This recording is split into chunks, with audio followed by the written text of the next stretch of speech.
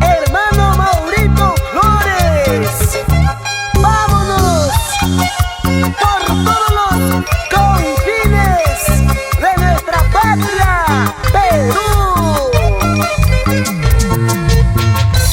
cantando y alabando al Dios Todopoderoso.